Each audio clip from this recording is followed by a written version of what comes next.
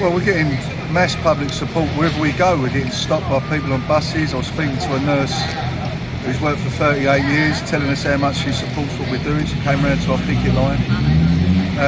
You see people going past here this morning, beeping and waving and cheering.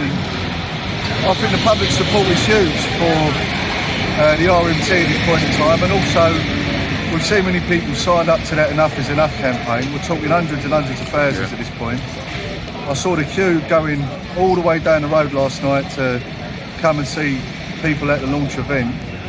It looked like an event that was giving away free beer, that queue was so long. And I think that just reflects where people are in the country. People have had enough of seeing their public services, their housing going backwards, their wages falling and their living standards dropping. People have just had enough, and I think that's the mood of the country, and that's why we're getting the support we're getting, and that's why Enough is Enough seems to be taking off like a rocket. Majority of voters are in favour of renationalisation, including a majority of Conservative voters. Do you think either party will seize the initiative and call for renationalisation?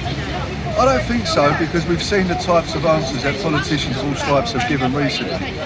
But the question about nationalisation, it's not an ideological thing, it just makes sense. So people have supported the renationalisation of railways consistently for years. And the reason that they support that is because they know they're being ripped off. We've got the highest fares in Western Europe.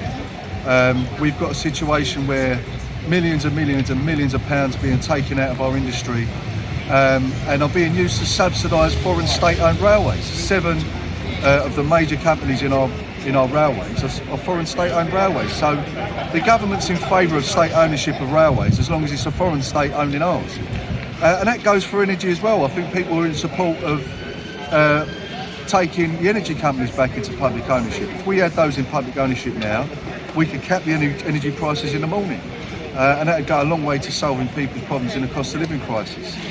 And look, the same goes whether it's for energy, education, health, housing or anything else.